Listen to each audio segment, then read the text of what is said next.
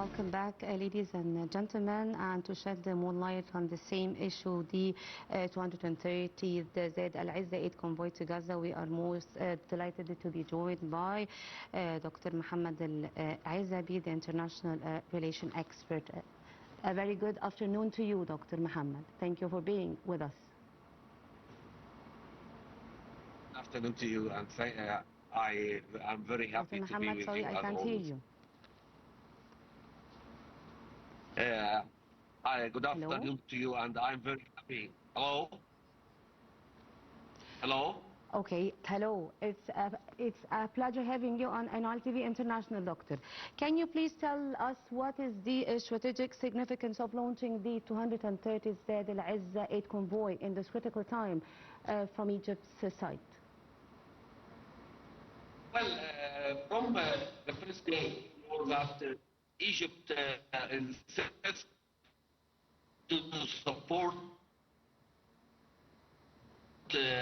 Gaza, and Gaza includes the medical aid to help all hospitals, all Gazan hospitals, to still continue work and to still make their operations and help Gazan people to be to have a great cure.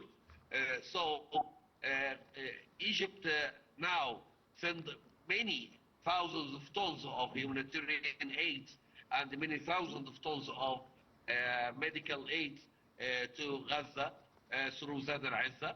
Yes. All countries send their aid to El Arish, and from El Arish and from Rafah cross borders, Yes. it delivered to Gazan people in Gaza.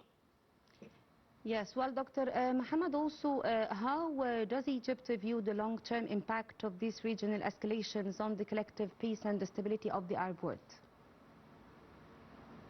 Well, Egypt always, as His Excellency President Abdel Fattah al-Sisi, always announced we don't need to use weapons to solve any struggle. We need to use diplomacy.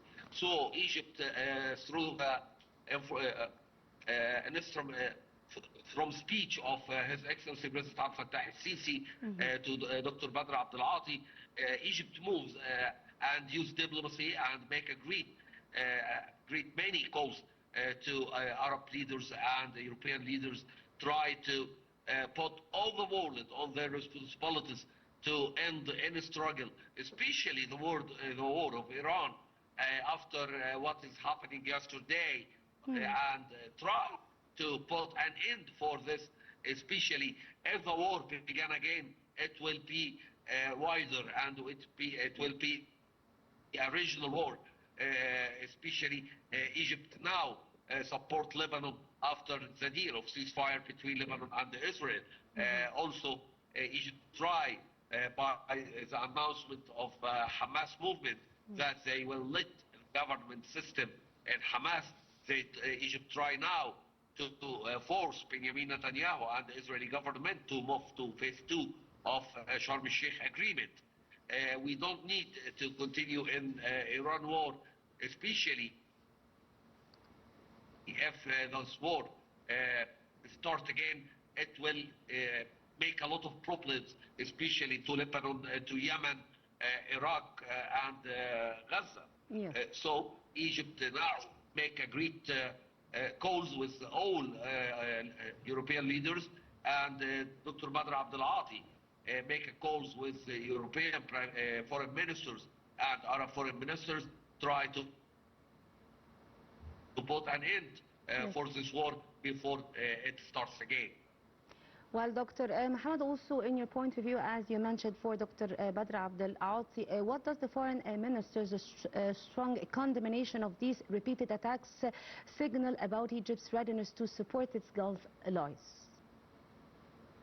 Well, Dr. Badr Abdel Ati, his last calls with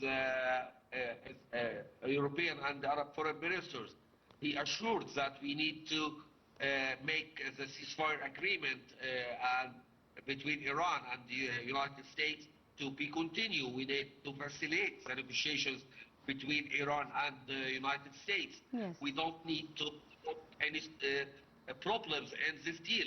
But what is happening yesterday from United States and start to attack Iran again will put all the Middle East area in a great catastrophe. It will lead Iran to start as they did. They attack Bahrain and Kuwait, and always Egypt refuse any kind of attacks towards Arab countries. So what will happen, what will be happen in the next hours, will Egypt try to put an end to this strikes from United States and from Iran too, and return back to the table to negotiate about the final deal of ceasefire. Yes, Dr. Mohamed, also in what ways does Egypt dual focus on the humanitarian leadership in Gaza and to defend the solidarity in the Gulf and its role as the region's main anchor of stability? What's in your point of view? If we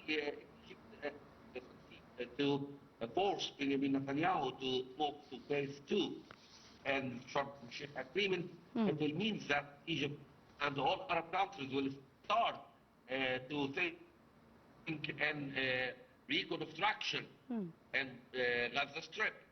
So if we start reconstruction, it will help the area of Lebanon and Gaza to have some kind of safety, some kind of peace for some time. That's why Egypt now try to make some efforts to stop any kind of wars between Iran and the United States again, and put an end to this war before it starts again, not to affect the efforts of Egypt towards Gaza and Lebanon. Yes, and as we know also that Egypt has explicitly defined security and this sovereignty for the Gulf nations like Kuwait and Bahrain as an inseparable part of its own national security. Why does Egypt do such acts? Well, Egypt considers the national security of Gulf countries as a kind of national security of Egypt, because the Gulf countries as an Arab countries, and we are, we can say we are brothers, and if anything happened to Gulf countries, it will affect Egypt, it will affect the maritime and Red Sea, it will affect Bab el-Mandab. So we don't need to affect Egypt economically, so Egypt needs to save the Gulf countries, to stand with Gulf countries in front of any attacks, because the one who attacked Iran is the United States. Yes. So if Iran want to answer, they will answer to the United States, not to Gulf countries. Well, Dr. Mohamed Ezaby, the international relation expert, thank you so much for joining us through Zoom and for commenting on the 230th Zaid al-Izza aid convoy from Egypt's side to Gaza. Thank you so much. And ladies and gentlemen, a short break and we'll be right back to continue the Cairo Watch.